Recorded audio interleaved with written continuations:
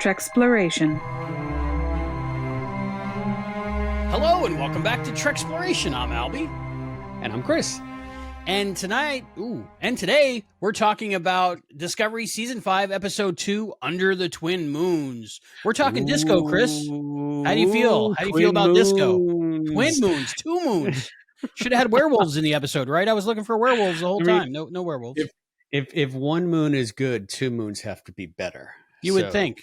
And there's actually 3 moons, right? But 2 of them work in unison or something. They kind of, But the episode's called Twin Moons. Well, I guess twins can have a sibling, right? Mary Kate and Ashley have Lizzie. Okay, and I think if you were on the planet, they would still only look like 2 moons because aren't like the 2 moons are somehow in lockstep, right? Right. So you can't see them from the planet. You only see 2. I don't know why that's relevant to anything anywhere, but that's disco. So did we see the moons like from the planet? Did they look up for a second and have that like Luke Skywalker moment? I didn't notice. Let's in our memory decide they did. Okay. I don't think I'll watch it again to find out right away. But or ever, is that what I'm hearing in your voice? I'm sure I'll get to it, but I think I made a decision about whether or not I'm ever going to watch disco again after it's over. and Under the Twin Moons might have been the turning point in my decision, the catalyst for me making a life choice. I'll believe it when I see it. Yes. Or I should say I believe it when I don't see it. Okay, but, exactly.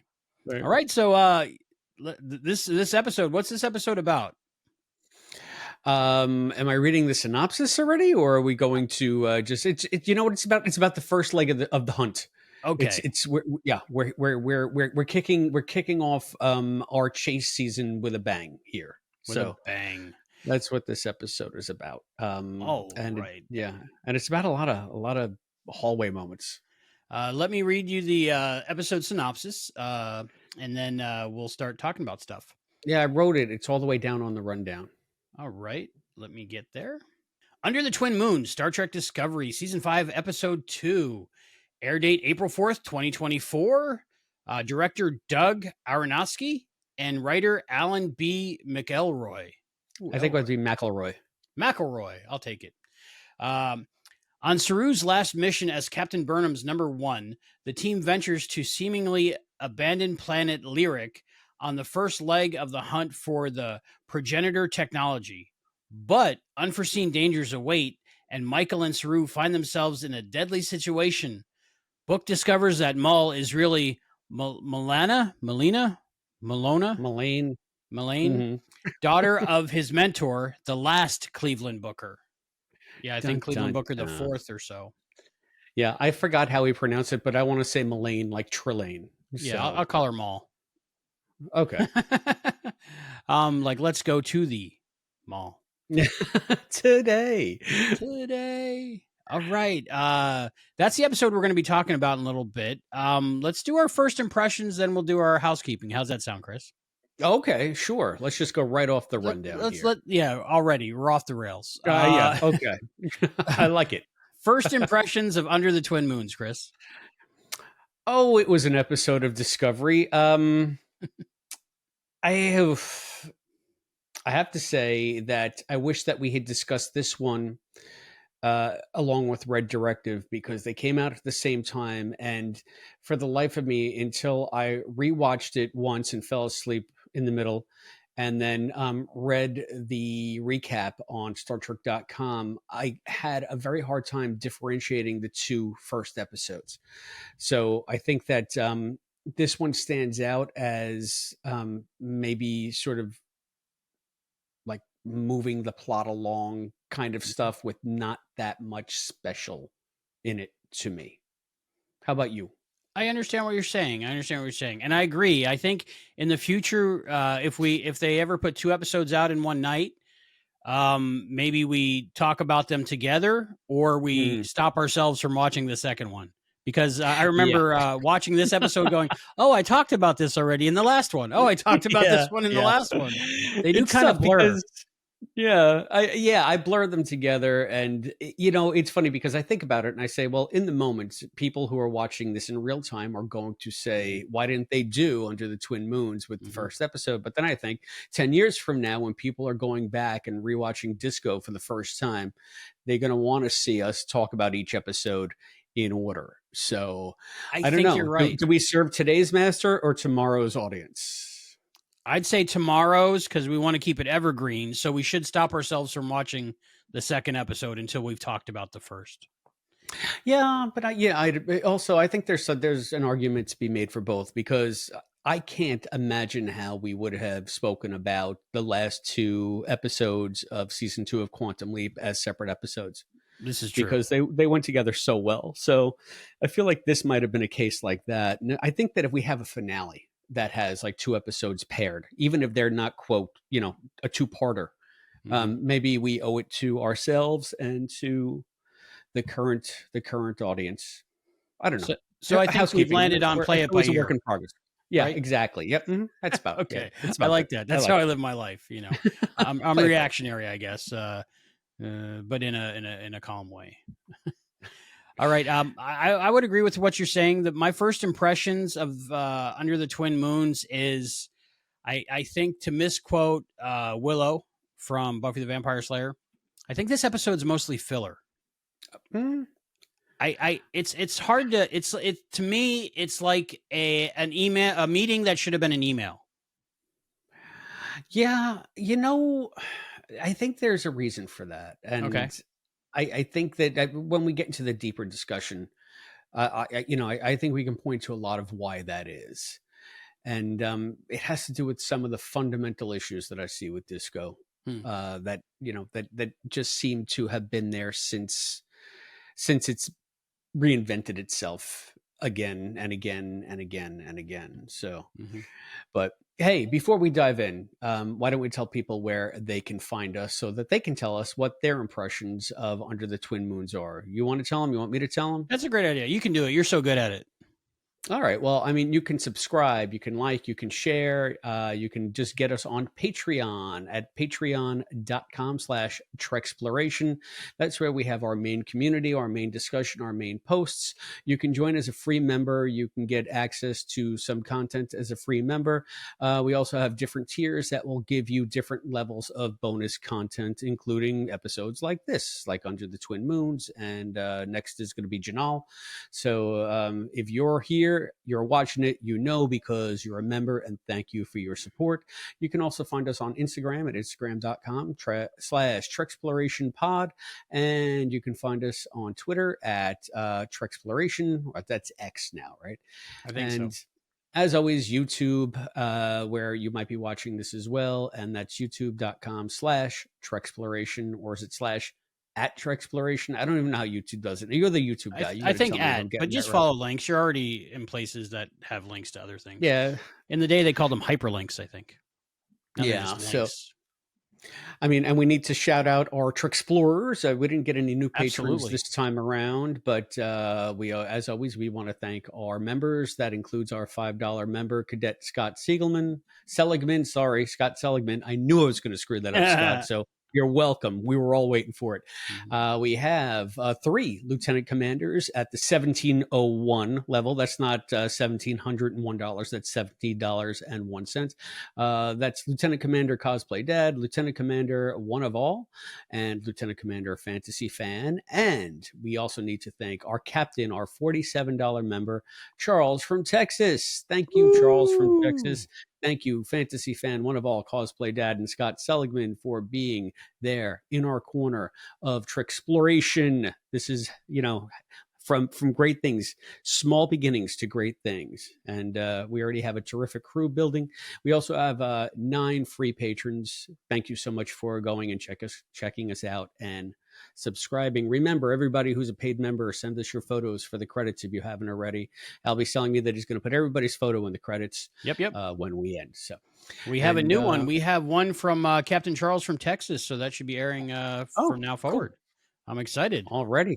Apparently, he's a type of bird, so be on the lookout for that. He's got quite the beautiful mug. Yes. especially if you're into crows. I don't even know what that means. I didn't see the picture. I'm just riffing off what you say, my friend. I like it. So, well, I mean, speaking of Charles from Texas, he also gave us some feedback on Red Directive. Would you like to read it? Would you like me to read it? Ah, you're good at that. Okay. Charles writes, a disappointing thing about Rayner. He could have been a more recognizable species, an obscure species from one obscure episode of DS9. Bored now. I was so hoping he was Okempen. I don't know what an Okempen is. Kess from Voyager.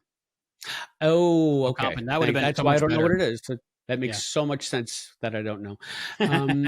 He also sent another brief message because we had discussed when did they come up with the pathway drive, and he's saying that the pathway drive was referenced in season 4. He even gave me a helpful link to Memory Alpha, Awesome. and this is what Memory Alpha has to say about the pathway drive. Okay. It was an experimental faster than light propulsion system developed by the UFP in the late 32nd century to lessen their dependence on dilithium. I guess that has to do with the burn.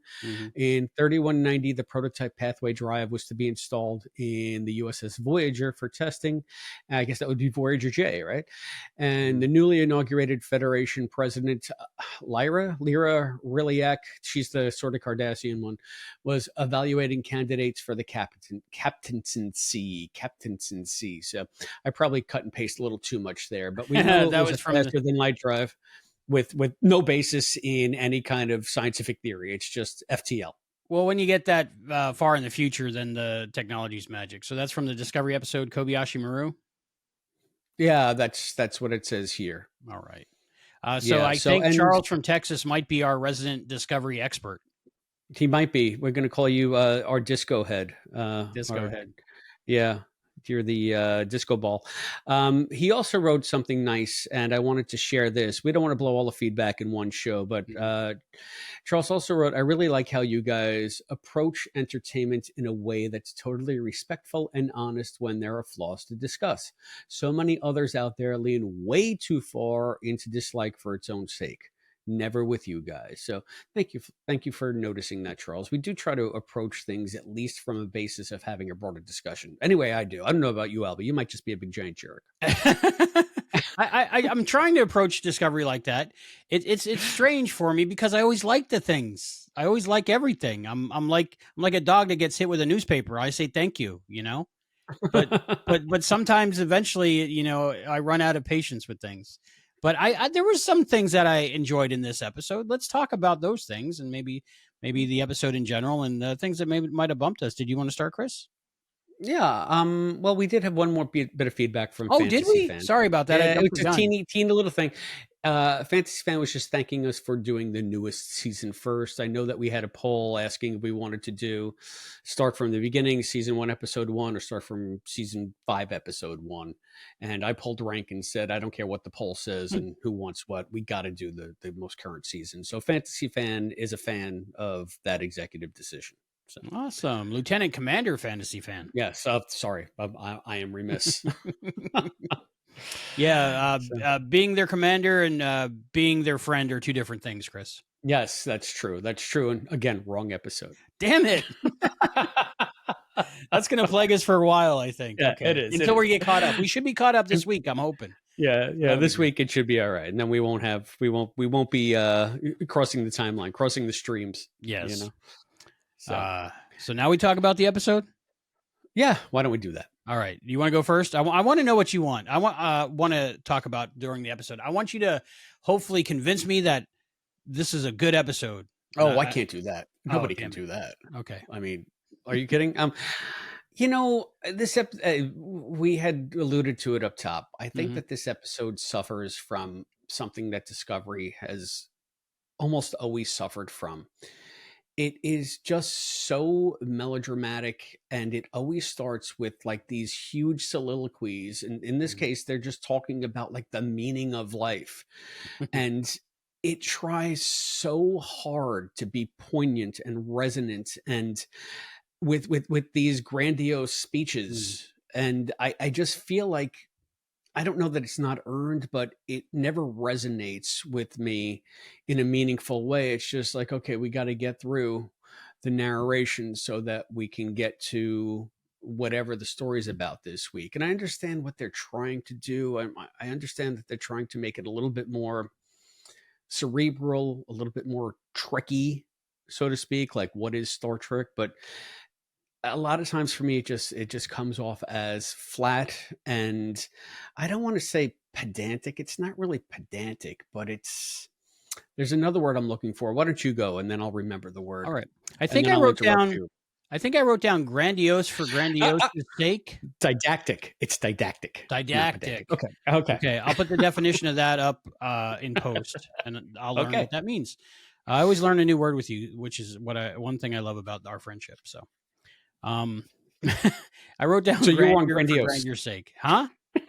You were on grandiose. Yeah, it's grandiose. To me, it's like they're trying to recreate the scenes and feelings from like a Star Trek 6 or from the third season of Picard. But Star Trek 6 earned that, and Picard, via Next Gen earned that, like one last look around the Enterprise or something. But with Discovery, they've done that from the beginning. And I don't think this episode started for the until 20 minutes in, really.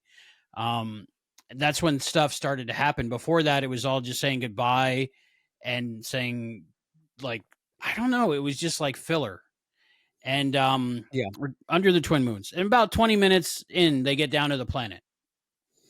Yeah, I feel like what they're trying to do here is, if you are a real disco fan, if they're going to essentially sideline Saru into his side quest as an ambassador that will somehow meet up with the hunt and the chase on the back half of the season, it was a way for, I guess, those who ship Michael and Saru to say goodbye, because there were just so many forced goodbye talks. It started out before they got to the planet, and they're just yakking and putting their heads together, and then they get down to the planet, and then there's an entirely other, let's just stop the action dead for 17 minutes while we talk about how much we mean to one another. And I again, I guess there's a place for that, especially for people who resonate with these characters, and it's probably like a tearful moment. Unfortunately, it does nothing but slow down the story for me. So, and again, I keep getting back in my head to what you said last time, how Discovery, like, everything is there, it should be good, but it is just somehow less than the sum of its parts. And they really try. They really do. I just, for whatever reason, this is even less so than in seasons past. I'm just not clicking with the character dynamics this season. I mean, we're only like 2 episodes in, so yeah. For me, I feel like 98% of the people that work on the show are really trying. But unfortunately, that small percentage that aren't are maybe showrunners and writers. I feel like they have a job. They're happy they have a job, but they're doing the minimum to get by without being fired. I don't know if I agree with you on that. I feel like they're trying to come at it honestly. Like, I will say this. Okay, maybe this is too broad of a statement. I was going to say, I will say this. It's not hack. There's plenty of hack. There's plenty of hack, but I feel like they are always trying to approach things from a core of sincerity. Okay. Do you see that? No? Again, I don't connect with a lot of the characters, so it's difficult to see it from that angle. Maybe that's the problem. Maybe I'm just reading a book I should have put down a long time ago, and maybe that's a problem with me. Maybe. So, I mean, I tried to encapsulate what I felt this episode was, and for me, it was kind of like, have you ever like had wet hands and you wanted to dry your hands with a towel, and all that was around was like a micro fiber cloth that doesn't absorb water? That's kind of like what this episode felt to me. Like, yes, I ordered a towel, I got a towel, so I can't complain, but I still can't dry my hands with it. Okay. I mean, is that too weird of an analogy? But it's no less tortured than a lot of the stuff we see on screen on Disco week after week. So I mean, It- like, because like, what if we did these episodes and spent the first half hour saying hello, and then the last half hour saying goodbye, and only talked about the episode for the 10 minutes in between? I don't know. I feel like we do that already, Okay, but it's not 10 minutes. It's like we're a half hour saying hello, an hour and a half talking about the episode, and then a half an hour saying goodbye. If yeah. history is any guide for the way we do things. Things that I liked about the episode, when Adira was talking about their relationship with Gray and how they've been alone for a while and they're starting to like that. I like that. That seemed like a real moment to me that somebody really had to put thought and feeling in to write that scene. So I liked that, and it made me kind of look forward to the blue and the gray meeting each other again. So Um, I have to say, if I have a character that I'm less interested in than Adira, I'd be hard pressed to name that character. I think maybe it's the way that the character is presented. It's like first season Tilly, sorta, but without the charm.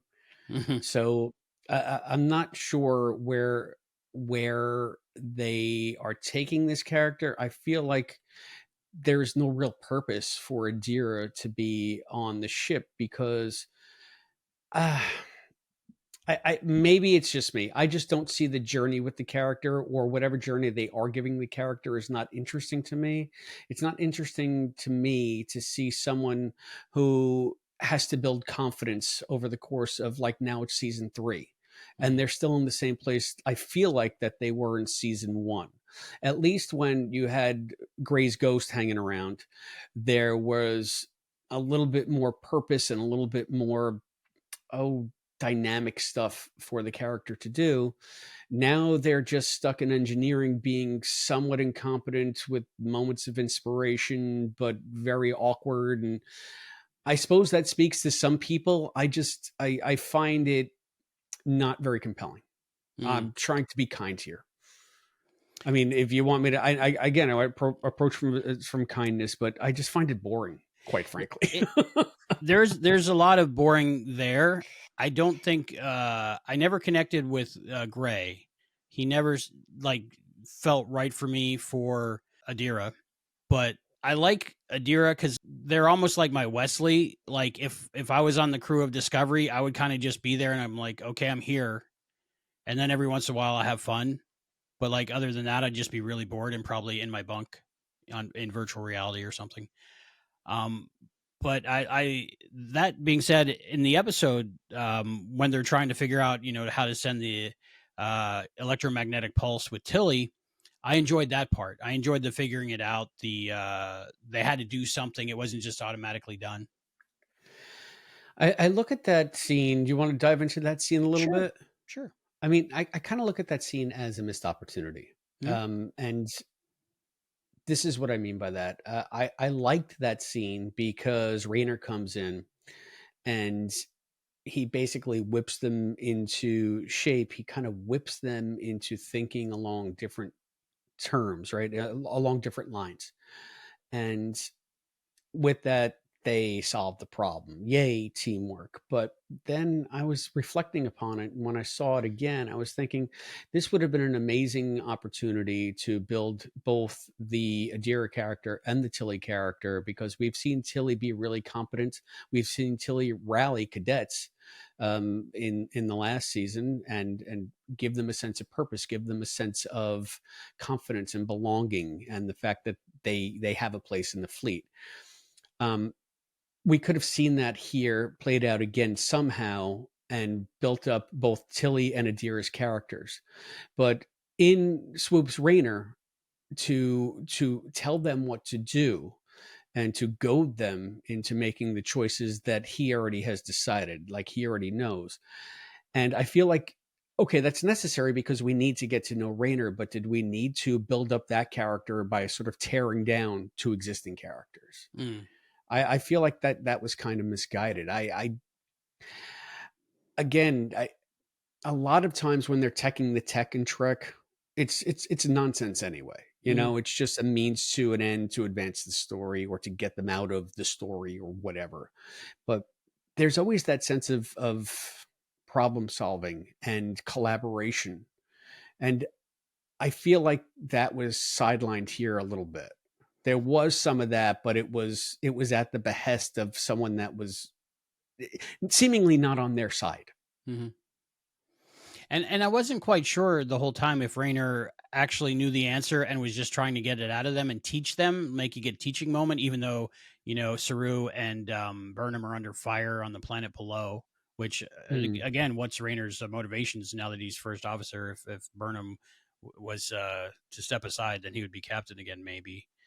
So I wasn't sure if he knew that the impulse was the right thing to do, or he was just trying to figure it along with them.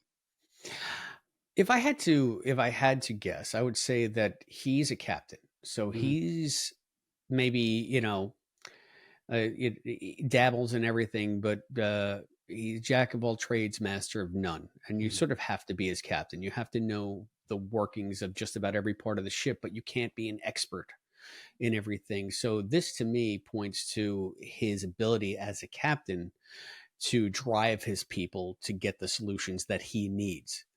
So I think that he needed them to eventually figure it out somehow. He just needed to set them on the right path.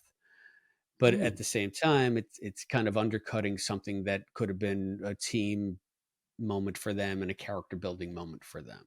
Has your feelings towards Rayner changed at all, or are you still championing for him? I mean, I like Rayner still. Here's the thing. I mean, when the character comes on screen, it changes the dynamic and things come alive.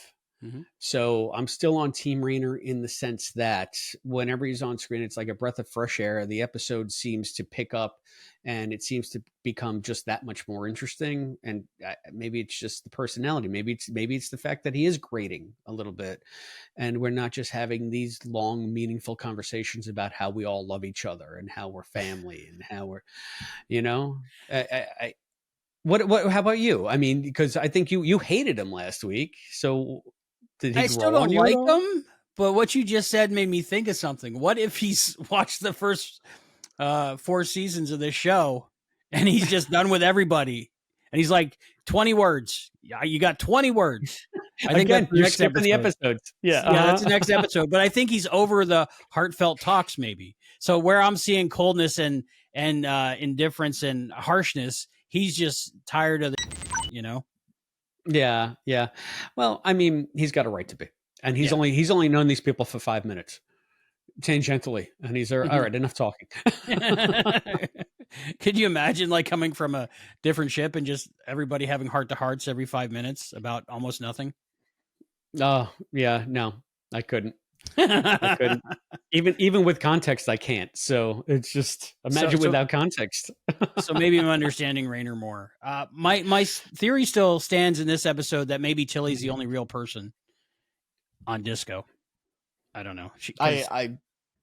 I'm still liking will Tilly. not subscribe to your interpretation of events. So what else happened? They replayed. They did like a Civil War reenactment of Arsenal of Freedom on the planet, right? I guess so, because wasn't the planet they were on? I don't think it was the planet from Arsenal of Freedom, but they might have bought the same weapons from them. Wait, so you have to tell me what you're talking about, because I don't remember which Arsenal of Freedom is. That's the one where Picard and the Doctor and let's see, Riker, Data, and Yar go down to the planet, and they're selling these probes, and the way they stop the probes from attacking them the whole time is just to say, okay, we'll buy them. They were like in test mode. It was like a showroom for these drones that fire lasers at you. I kind of remember it, but yeah, it's not ringing any kind of it's not resonating in any way. So how are you equating that to this? Well, they were just running away from those same exact Arsenal Freedom drones. So I'm trying to remember if it was in this episode or the next episode. They had a callback to Booby Trap. I thought that's what you were talking about. Oh, souring the milk? They didn't sour the milk, did they? No, but I feel like the planet that they went to was the same species as the ones that built that Booby Trap in Booby Trap. Booby Trap. Yeah, I think I read that on the recap on StarTrek.com. So no, Okay, I don't cool, have cool, like cool. recall of next gen stuff, but You if you we know more wanted than me. a callback, it's to Booby Trap apparently, and the name of the planet is no, because I thought Lyric was the planet. I could be thinking Lyric. of the next episode, but The biggest thing about Arsenal of Freedom was Picard and Beverly get stuck in a hole. stuck in a hole. Yes. Yep. Is that where he breaks his leg? I think the doctor did, and she has to Oh, talk okay, Picard through rubbing roots on it. gotcha. Sounds Gotcha. sexier than That's it was. right. Yeah, she's got to. Yeah, she's got to chew them or whatever. Yeah, and he's got to Yeah, taste it and spit it out, and it goes bitter. yeah. I remember that. That was Yeah. hella sexy. So that was this episode. Yeah. So yeah. Okay. So I found it. I'm going to read this. The Booby Trap says it's the Promelians, and I guess they're the ones who had the temple. It's a Promelian temple on Lyric, and they were the first. They were first mentioned in the Next Gen third season adventure Booby Trap, when Enterprise is caught in a booby trap that captures the ship and converts its energy into lethal levels of radiation. And it's a Promelian battle cruiser that they discover. All right. So yeah. So the Promelians, it's a callback to Booby Trap. Nice. Dun Any dun chance we dun. get to say booby trap? That's what I said. Booby trap. Booby Trap. Booby Trap. So that's your tie-in to the 24th century. Thank you very Yeah. much, Under Twin Moons. I think that it's okay that they're handpicking things from the past. Again, this goes back to the problem that I have more recently is that I just can't remember the stuff like I used to. So I think a lot of these references just go right over my head. Well, it And gets it's to a until I point, look them how up. many episodes are we now? Around 900. It gets to a point where there's just so much room, so much space in our brains, right? Yeah, I guess so. And this is not stuff that's very important to me, quite frankly. So Yeah. Let me check my notes. Because I did write down things I liked about it. Book was in this episode. yes, he's kind of wandering around the ship just being a plot device, but it works okay. Yeah. We he had that meeting, that virtual meeting with Maul and Locke. And he did the dark web stuff. That's you wrote. We had the same notes. Yeah. Book goes to the dark web. I was just web. I was waiting for Chloe Sullivan to show up, or maybe Felicity from Arrow, because you always need the guy in the chair or the gal in the chair in those cases to get on the dark web for you. I'm going to look at the dark web and see what they have to say. Yeah. Or Jen. Jen would always go to the dark web. That's where my mind went to. Jen dark webbing. So maybe hashtag Team Jen. Team Jen. Jen just carries on a long line. Anybody who doesn't get that reference, go and listen to our Quantum Leap podcast. So, Quantum Leap podcast. So, Book was the dark webbing. Book was dark webbing as his courier roots. It's funny because they had Book walking around and they turned him into a villain last season, but they don't want to get rid of David because he's such a good presence on the show. So what do? They have him come in because reasons, and he's really repentant about the fact that he almost destroyed an entire civilization last season, but he's just doing what they tell him, and everyone's so impressed that he's just, now he's going along to get along. So yay, Book, we're all back on Team Book. I mean, yeah, continuity is not a thing on Disco. I mean, yeah, we can say that, but David is something I'd miss if I didn't watch Disco. Like if I didn't watch this episode of Disco, knowing David was on there, I would be sad. All right. So he gets me to tune in. One of the people that do. I mean, and like I said, it's good. I know that they want to keep up the relationship between Burnham and Book, so I don't mind that he's there. I don't even mind the excuse that they're making, but it's just like I guess maybe they have to give some kind of lip service to last season. It's just like, why are you going to take a good character and turn them into a villain? Because show, and he was driven and he had a reason, and the DMA killed his nephew, son, a whole planet, right? Tribe, whatever. So so you're hell bent on vengeance, But okay, now that's over, and now I'm back to just being the same old me. So I think it, with Book, we might see something further down the line in the season, because he mentioned that he does what Starfleet tells him to and goes where they want him to and does what they want him to. So I think he's there as a backup, because he's like whatever is higher priority than Red Directive, he's there. He's like an Ultraviolet Directive, and he's the like fail safe. Like if the crew of the Disco doesn't get the job done, uh, Book is there to make sure whatever they want done gets done. So I think we'll see that later on. I'm getting. you think feeling. he's gonna do some wet work? He's gonna go in and kill somebody If he has to, because they just need to do it. Starfleet told me to do it, so yeah. I thought that's what Section 31 was for. I think he is Section 31. I think they'll pan over and he'll have the black communicator pin. Which would be great, because he would be in the Section 31 movie. Hopefully, I don't know how. Time travel, probably. Guardian Forever. We'll see. We'll see. I mean, I've been trying to avoid any kind of spoilers. Michelle Yeoh's in it. That's what I know. That I know. But there have been things online that they say this character is so and so, and I'm just like, well, I don't know if I buy that. So I hope that wasn't a spoiler. It'd be cool if it was that so and so. But hopefully Connor Trinneer's in it. That's all I'm hoping for. All right. Well, he's dead. Well, no, he's in Section 31, I think. But that, that's for another. What'd you think of what'd you think of sort of the jungle hunt section of the episode? You said it took 45 minutes for them to get into the actual meat of the episode. That was the meat of the episode, as far as I could tell. That was the only thing that really happened. Like, if I had to go, oh, that's the one where, like, if I had to say what the episode was about, that's the one where Saru and Burnham were in the jungle.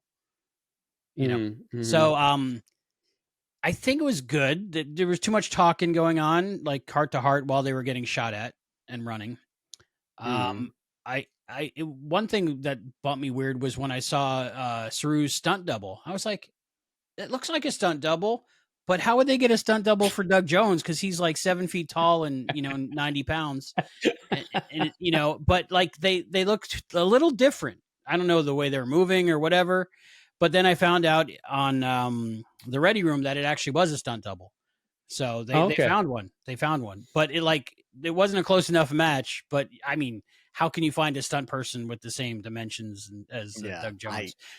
I don't notice that stuff. Thank goodness. I found it interesting in that the bonus stuff from Ready Room, that they actually were pulling like a long carpet on a pickup truck, and the stunt person dressed as Saru was running on that, and that's how they achieved the fast running. And I was like, oh, that's cool, because it did look real. It didn't look CG like sped up, because like Leaves would look sped up, but they did that really well. So I was impressed with that. The whole thing that I talked about last episode, which I should have talked about this episode, is them losing their phasers because they had to do the EMP, but and then not having them and having to run away from the probes without shooting at them, and then later on just making them come back instead of when they needed them earlier. That was kind of weird. Yeah, I mean, that's again, when you have technology, Magitech, it can screw you up, and you just have to kind of forget about it for dramatic purposes. Like, what do we need it for? Well, we need them to have phasers in this scene, but if they had phasers in this scene, it would ruin it. So let's just conveniently forget that we can literally manifest a phaser right into our hand with the power of thought. Just like whenever they do this on their chest to beam somewhere, it automatically knows where they want to go. Do they have like wires in their brain? Do they have like a little Wi-Fi thing that's implanted in there? Probably. Abdullah oblongata, whatever. Medulla oblongata. That brain thing, crocodiles. That brain part. They got too many teeth. Yeah, not enough. It's down here in the stem. It's in our lizard brain. It's the lizard brain, Linus brain. Yeah, they just tap it twice and they go wherever. I don't know. And how do they materialize? And they're not like materializing inside of somebody who just happens to be walking by. I guess maybe there are fail safes. There's got to be. I guess it's all automated now. If cars can drive themselves now, then they can transport just by thinking about it, maybe. I mean, but what did you ever see? Like the phaser, I was looking at it. They just do like this with their hand, and the phaser appears. Like, do they have like some kind of wrist device, or like what is it that where does it manifest from? Like, I guess like the comm badge is also Yeah. now just a portable transporter. Like you don't Transporter and even need a replicator. pad. Yeah. Yeah, it's a transporter, replicator. It's everything. Yeah.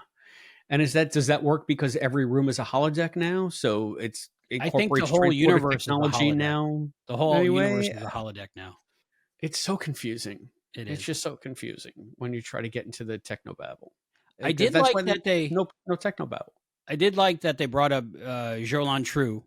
That reminded me of the Romulans in the Spock episode of Next Gen. When they said that, I couldn't help. I thought for some reason I thought of what the stupid thing that Chakotay always says. Akuchimoya. I am Thank far you, from the bones of Kuchimoya. my ancestors. Which I understand is complete nonsense. We'll get into that when we talk Voyager. But About I his thought the medicine quote bag with his they palm, Native Mary Jane. American consultant. Yeah, I Yes, don't know. that was Yeah, crazy. it was kind of okay. Let's see So, what else I got. well, I got this. Yeah, I what do you mean, got? What do you got? it was a blatant ripoff from Raiders. Like I felt this was Romancing the Stone trying to meet Raiders of the Lost Ark. They're traipsing through a jungle in danger and meets Insurrection, I guess, because you just have probes, but the probes trying to kill them instead of trying to beam them off the planet. And they got to shoot at the probes and run away. Run And away! Run away! but then they get to the thing where they're at the pillar or whatever it is, and they can see the residue of the poem because of magic fungus or lichen or whatever the hell it Some was kind of that was bacteria. Yeah. in the grooves. Yeah.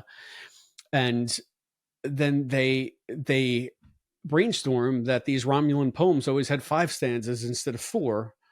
So all I could hear is Salah and Indy on top of the thing saying they're digging in the wrong place. Yeah. You got to subtract 1 whatever for the god of that thing. But the guy had only the one side of the amulet burned into his hand, and I was just thinking, okay, it's so convenient that they decided to, lift up the obelisk or whatever it is to find the 5th stanza, because that's the most logical place to find the 5th part of okay. Yeah, a couple things bumped me about that was if the phaser was strong enough to destroy the rock, why is the bacteria still there? Because the bacteria is embedded in there from 800 years ago. Maybe. And you can have the AI complete what was there. If it's going to be a Romulan writing, you can maybe just see the shape of it, and then the AI that Zora is can take whatever's there and extrapolate what it should be. I can headcanon that. Almost like today, we can have like CT scans of the Dead Sea Scrolls, and they can unroll them virtually. Something Right. similar. Yeah. I think that's and that way they don't just turn to dust and carbon Right. shards in your fingers as you try to uncover their secrets. Right. You know? What stood out to me, I don't know if you watch South Park at all, but they make fun of scientists in movies and TV shows where they make connections that don't exist. Like somebody will say one word and they make 3 connections that came from nowhere to get to the answer. And that's what I felt that scene was about. Like they assumed too much or figured out too much with no information. Yeah, well, I mean, Star Trek does that sometimes. Yeah. I just feel like maybe it feels like it's obvious here because it's in a different context. Like you didn't feel that way. I don't think you felt that way in the Tilly Adira scenes because it was in a familiar Star Trek-y environment where they're teching the tech, even though it's now the Iron Man, movie with everything with your hands tech. Which has got to be exhausting after a while, right? Yeah, but I'm doing that with my Meta Quest 3. I'm learning that, and it's exhausting. It's like you just want your hands to be, by your side, but I guess you got to do something. Right. But I feel like maybe it seemed more in context there, in a Star Trek context that we recognize. So it seemed like they were doing good old fashioned Trek problem solving, whereas on a planet, reading stuff off of rocks, and I don't know. It kind of it reminded me of the feeders of Vol, though. It reminded me of the Apple when they had to blow up or do the EMP. What'd you think of the EMP? Well, that was my first thought. I think that's a part of the problem too, is we're ahead of the episodes a lot, because like I actually thought of that would probably solve the problem before they came But up you with know it. what? But yeah, and here's the thing. And I was thinking, I hope they don't go with the trope of the EM. Oh, they did. You know, you know. Yeah. I felt like that. That's sort of a lazy way to go about it. And also, wouldn't it behoove Starfleet if you have Magitech phasers that can just manifest in your hand? Mm-hmm. You don't want like technology like that, or even a weapon like that, getting into the wrong hand. Say Mm-hmm. you're on a covert mission, or you're on a non contact planet, right? Mm-hmm. It's sort of quarantine, and you're breaking the Prime Directive, but you're studying them. If you drop the phaser, like McCoy left his communicator on Yep. His heater. piece of the action. Yep. Yeah, it wasn't. No, it was his communicator. Okay. Yeah, and they figured Bella Oxnix, and I can remember the names of the characters. I can't remember the name of the freaking planet. God. Anyway, Fizbin. No, that was the card game they played. I know that Mel Sharples was in that episode, There Vic you go. Tayback himself. Yeah, but wouldn't it behoove them that if it can manifest in their hands, if they dropped it, shouldn't it just disappear? But no, we need it. We need to like throw it into the hole of the statue so that it can overload and like do an EMP. Again, the AI in the communicator knows when to disappear it and when to blow it up. And couldn't they have just like done an EMP from orbit, just blanket the area in an EMP? Couldn't they just have done their hand a different way and had an EMP device?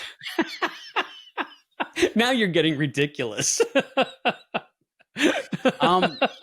The book I talked about a couple shows ago, or with you a couple weeks ago, No Time Like the Past, where 7 of 9 is with the original series. They go back to Vol.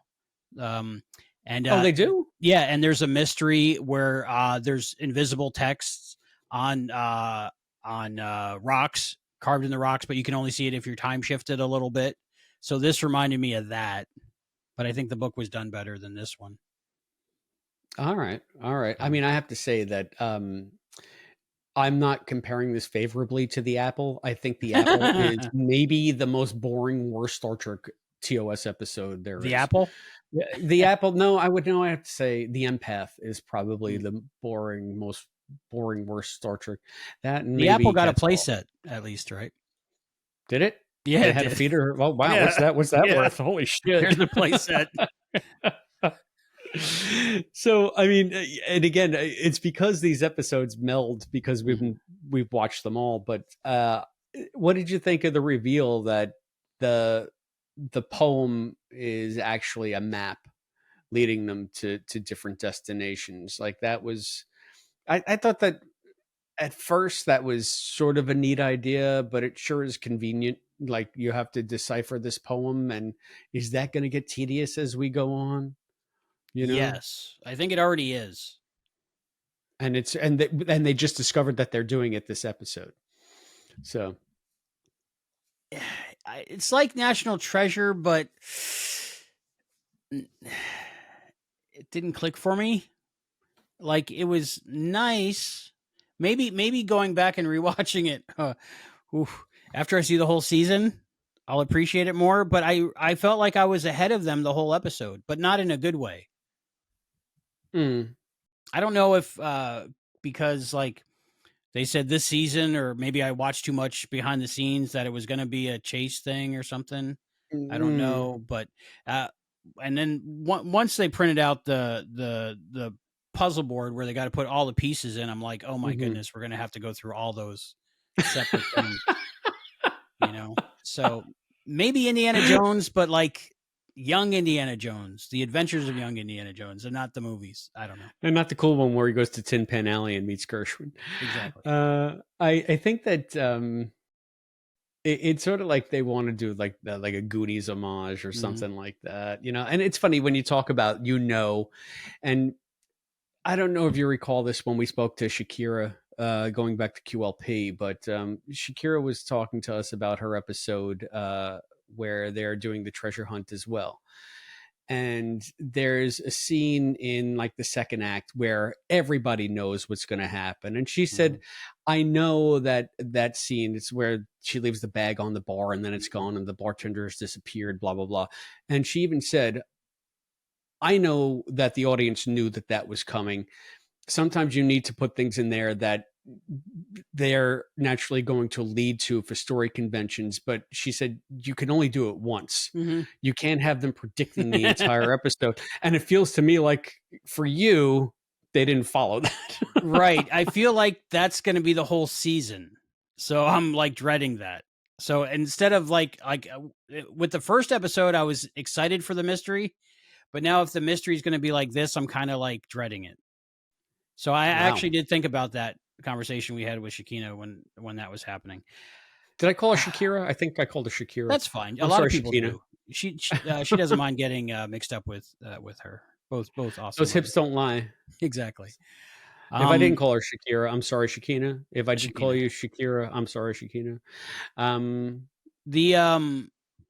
I liked the set of engineering. Was it? Where were they teching the tech? I don't know, but it had a catwalk. I noticed. I believe it was engineering. Engineering. I like the catwalk. I like the sets. The sets were nice. You know why you like the catwalk? Why? because you're too sexy. I am too sexy for your shirt. I'm too sexy for this episode. Another thing I liked. I'm trying to pick out things I liked. I liked the LED epaulets that they had on their like uniforms. That was very distracting to me. I was like, why would they glow? And is it just picking up the light? Like, is this just inadvertently picking up the stage lights? Like, what am I looking at? I don't think so, because Saruz was blinking after he got shot in the arm. Why? Well, I think it's Morse code, like they used to put in the Borg lights, and if you do the Morse code and decode it, it says, "Help me, please, help." Oh, is it a Borg thing? The Borg? No, it was just the production designer, the prop guy, the costuming department trying to get help. Oh, we're trapped. Help. I got to think when they're filming these scenes, a lot of times, like the boom operator, and the guy pulling focus are looking at each other going, we have to do another upside down shot. Let's just swoop in upside down like we always do, and we'll go right side up. We'll do 180. Was that in this episode or next episode? I'm not sure. Take your Dramamine. I think that they did swoop in into the engineering set that way. And I think you pointed it out last time when we were, again, jumping the timeline. Mm-hmm. It seemed to me that they came in upside down and did the 180. That's a signature disco move. So we did get Grudge in this episode. Very briefly. The cat. Grudge and the holographic mouse. The holographic mouse. I thought that was interesting. That was cute. But I would buy a holographic mouse probably. Well, then you're just like Book, apparently. I used to have a sound activated little robot mouse that would run around the house, and it would start running whenever it heard like loud noises or something. But I didn't have a pet, but it was a pet toy. Just because I wanted a robot mouse. I have 2 of those downstairs. They're not robots at all. They just run around the house and make a racket. But do you got anything else for this episode? I don't know. You know what I did like? Well, I mean, if you were even out of stuff to talk about, we might as well talk about where it ended up. Because again, I feel like because we've already seen it, we almost went through a lot of this in the first one. Mm-hmm. But what do you think of the fact that they kept Rayner on and made him first officer? And this goes with the whole heart-to-heart that Saru and Michael, it was either on the planet or maybe it was the 5th one that they had when they got back from the planet, but he was telling her to, marshal whatever resources she has and move forward and blah, blah, blah. And the way that she thinks to do this is not to go to the trusted bridge crew that followed her from the 22nd century to the 31st century. No, let's go to this guy that has antagonized every single person that he's ever met so far in the 5 minutes he's been on the show and give him the plum position. Sorry, Awasha Khan. Yeah, she would have been better probably. Linus. Why not Linus, right? He's been there. Again, this is one of those things where I was ahead of the episode, knowing that that's where it was going to end up. So that last 10 minutes of all going through all that was kind of like just watching them go through the motions. No, when I first watched it, I had no idea that it was going to go that way. I don't know. I knew Okay. they were probably going to keep him because he was too interesting, but I didn't think Mhm. they were going to put him on the Disco. I thought that he was going to be with her in the Antares or whatever. His ship was the Antares, I think, Right. on the chase with her as sort of a frenemy. Hmm. But I guess that would have been too CGI heavy, difficult to do. They Well, just their CGI budget, I think, is most of their budget. I'm not sure. I think they got a Brewster's Millions thing going on with their CGI budget. Like for some reason, they have to spend as much money as possible on every episode on CG, and we're not quite sure why yet. well, I think it was in service of the story this time. That Hmm. that glow that glowing lichen was pretty sweet. So, I don't know. So we're going to I think Trill. Adira yeah, is the one that going figures that out. Trill. yeah, like that. I mean, Yeah. took her no time at all because again, there's no other planet anywhere in the galaxy or Federation space anyway where you might have a symbiotic relationship between two species. It could never happen. I didn't think it would be that unique, but I guess it is. I guess. I like the callback Mhm. to Trill because it makes me think of Jadzia. It makes me think of Ezri, and Yeah, those are that two I have to characters talk I about really in the like. next episode for sure. Yeah. Yeah. So, But I'm looking forward to going to Trill with them. So that's something. yeah. That sounds like a good time. I Mhm. mean, maybe we'll get to go to the caves again. Maybe they'll have a whole metaphysical thing with the colors and the. We'll have to Anyway, see. yeah. This episode is Serenity. My daughter watched. She's 11, so it makes me wonder who they're writing this for because it's not that generation, not our generation. Well, But again, if it's Adira, they're writing it for your 11-year-old daughter. maybe. Yeah. But it didn't focus on them as much. But Serenity watched the first episode of Disco because she was excited to watch Whoopi Goldberg's like previously on Disco, so that got her excited because she likes Guinan, she likes Whoopi Goldberg a lot. And after watching this episode, she was like, "I'm out. I think I'm good."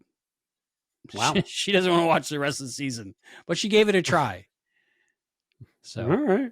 she was like, "You can watch that when I'm not here." I was like, "Okay." You got that, Dad?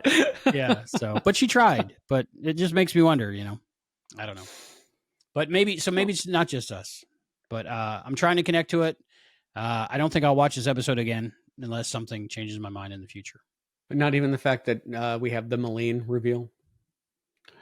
That she's connected to a character that we've never met tangentially to another character who should be in jail. Exactly. No. It just the first one was too much action and not enough story. This was too much filler and not enough story with some action put in. I don't know. He'll find his footing. It was drying your hands with a microfiber towel while being in a meeting that should have been an email. And come on. I mean, they've only had 4 seasons and 2 episodes to find their footing. They'll get there. They'll get there. They'll get there eventually. Wouldn't it suck if like the last 3 episodes were like amazing and you're like, you could have done that the whole time? Yeah. But all that being said, I'm sure this was somebody's favorite episode, so I don't want to crap all over. Yeah, no, we're not crapping on it. We're just calling it like we see it, and crapping on it where it kind of needs to be crapped on. I hate being an apologist for it, because at some point there's people in charge of like reading these scripts and watching the final episodes and going, "What are you doing here?" Or "This is great," so they like it. Yeah, I mean, it's not getting on screen without it being what they want it to be, especially at this point. I can see like season 1 of Picard being a shit show. I can see season one of Discovery being the same thing because they had shakeups behind the scene. They had the season 1 of Quantum Leap was the same thing. I mean, you start with one path, then you have someone come in like episode 3 and say, no, we need to completely pivot away from this. How do you do it? What do you do? And that it can be a mess. But then you have like a season 2 of Picard that's just as bad, if not worse. And you have a season 5 of Disco that just seems to be quintupling down on everything that has made the series dubious. I'll call it dubious. How's that? Dubious. To this point. I enjoyed season 2 of Picard much more than any season of Discovery. So I'll just put that out. Well, you just like having 7 and 9 in it. I could watch Jerry Ryan do anything. So, I mean, that's not fair. I think with that, I think we should go to final thoughts and ratings on Sure. Under the Twin Moons. Is that what it's called? Under the Twin Moons, season 5, Under the episode Twin 2 Moons. of Star Trek Discovery. Christopher, final thoughts and ratings out of 5 for Under the Twin Moons. Final thoughts. I like where it ended up. I like the fact that we're going to get more of Raynor. I want to see how he interacts with the crew. I want to see how he shakes things up. I don't mind the chase and the solving of the puzzles. I find that stuff can be quite enjoyable. It harkens back to old-timey adventure movies, and by old time I mean stuff from the 80s that I liked when I was growing up. So I'm still on Team Disco for season 5. I think that the fact that Saru is going to be someplace else will also really cut down on the interminable hallway scenes or arboretum scenes or whatever scenes. So I'm still thinking that they're poised for an exciting season. So was this the greatest episode? No. Was it any worse than any other Discovery episodes? Not by a long shot. I mean, there have been so many worse Discovery episodes, so it's fine. It's fine. Cool. And out of 5, I need to give it my out of 5. I got to think of something funny, huh? I want to say that it is 5.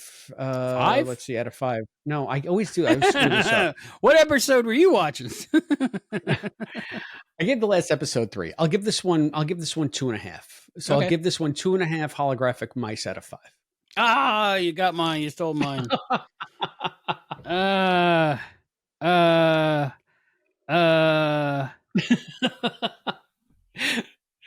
Oh man, there's not much. Wow. I'm sorry, man. It just came right to my mind. I was trying to think of, that's why I was stalling. I couldn't figure out what I wanted to. I got it. Okay, good. Well, now that you mentioned Saru again, I have to shout out Doug Jones. I think he's doing amazing with what he's given. I don't think he's being given what I'd like to see from Saru, but I think Doug Jones is doing well and nailing it, because even though I'm only seeing Sonequa Martin Green and talking to Saru, I'm actually seeing Saru. I'm not seeing Doug Jones at all. So I have to shout out Doug Jones. I think he's an amazing actor in everything he does. And I think he's doing really good with the little bit of story that they're giving him, the wedding, the marriage. I would like to see it more rom-com, like The Wedding Planner or something like that, where things are going wrong and they're trying to deal with it. That would have been a better direction, but we got that in Strange New Worlds last season, didn't we? That's true. That was good. Anyway, when it's we like an episode of Bewitched. Yeah. When we get there. Oh, do you have a Trek and Tell for this episode, or should we wait till the next episode? I have one. Do we have an episode crush? Oh, episode crush in this episode. I'm going to say Book. He was only in part of the episode, but David just draws me to the screen, and I get sucked in whenever he's on screen. And even though he had very little to do, I would say if I had to mention a crush for this episode, it was Book. All right. I think mine is the mouse. The mouse. All right. I mean, I have a Trek and Tell. Do you want to do a Trek and Tell? Yeah, we also have have a to do Trek a and Tell trivia before my final rating, and then we'll get out of here. Oh, no. Yeah. All right. You want to give your final rating? I can do that. I'm going to give it... I started out with a 3, and then I crossed that out and I went to 2.5 while I was watching the episode. Then I crossed that out and I just said, this is painful. This is, eating popsicle sticks dry while scraping your nails on a chalkboard. I was like 2. So I'm going to go with 2 malfunctioning LED epaulets.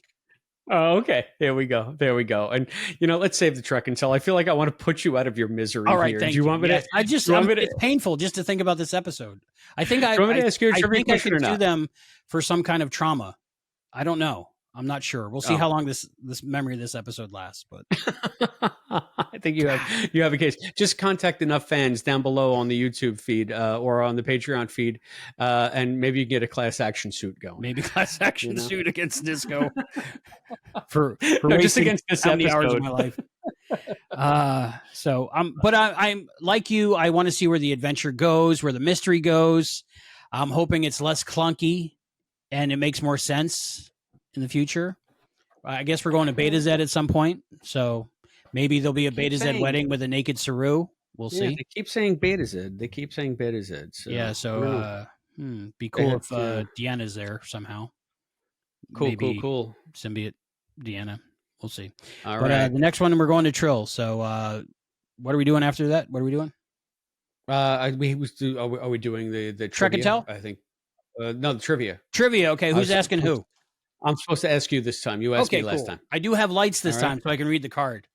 All right, so you can do it next episode. Make sure those lights work next time we record.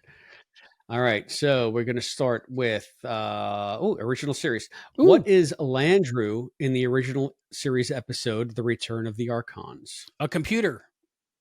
Dun, dun, dun. A computer. We all knew that. Kind of like Val. Are you one with the body? I am not of the body. To whom did Data reveal that he had been intimate with Tasha Yar? Like everybody. Didn't he tell everybody? No, because she said it never happened. All right. So who did he tell? I got it right in my head, although I don't know the character's name. Didn't he mention it in the Measure of a Man on the stand? Didn't he say her and I were intimate? Or am I thinking of something else? They're looking for a specific person. Character. Okay, I'll say person. Yes, person. Yeah, Tasha's sister. What's her name? Not Yarina. You're right. That's Tasha's sister, Ishara. Ashara, yeah. Ooh. Ishara. That's a fun meme that still goes around to this day. Of Data trying not to look in Ashara's direction while she's right there in that cat suit. Oh, well, I mean, he was too distracted by the awful 90s hair. That was pretty bad. Or it was more like 80s hair. It was just That's what I'm trying to get. I'm trying to do a little bit of that, but we'll see. So, did I get it? Did I get that one? Does it count? You did. Yes, okay. Yes. Okay. And last one. What television network did Star Trek Voyager launch? UPN. Do you know what UPN stands for? United Paramount Network? Yes, it does indeed. Ooh, so I was there that night. I was there that night. There you go. You were there for the wrestling. That's true. That too. It had SmackDown, I think. And it had a few other cool shows when it started. So that's our trivia for this time. All right. So far, we haven't missed one, right? No. I think that we've gotten them all. So we're earning our nerd cred little by little. 3 questions at a time. We're really smart. So I'm going to tell everybody else how to earn their nerd cred. Yes, you can earn your nerd cred by subscribing, liking, sharing. Find us on Patreon at patreon.com/Treksploration or youtube.com youtube.com Freudian Treksploration.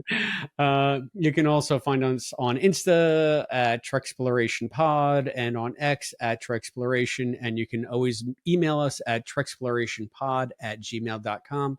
Always tell us what you're thinking. And who knows, your comments may be featured in future episodes of Treksploration. So I want to say coming up next, but we're doing different series and different everything. So I'm going to maybe parse it like this. Next up in our disco recap, we'll be doing season 5, episode 3, Janal. And what's that about? I wrote this neat little synopsis. Sweet. On Trill, Berman, Book, and Culber must pass a dangerous test to be worthy of receiving the next clue. Adira reconnects with Gray, and Saru's first day as ambassador is complicated by his engagement to Tarina. Oh, I didn't write that one. I think I just stole that one from StarTrek.com. I wrote one for the... Yeah. So that's good. Good. But I'm looking forward to that one. Rundown. Trill gives me like member berries, and it makes me excited because Jadzia, Esri, and all those things, and that DS9 feel whenever they talk about Trill. Yeah. So. I mean, it's always good to go back to stuff that we like. I hope that they don't ruin it, but they've been to Trill before on the show. Yeah. And it also helps to tie into their mythology. So I'm sure it presages the return of another character. and it'll be Hopefully I'm interesting to surprised. see. Hopefully I'm surprised. Hopefully they don't crap the bed with Trill on this one, and we'll see. Yeah. Well. All right. So for Treksploration, I'm Albie. And I'm Chris. And we'll see you next time.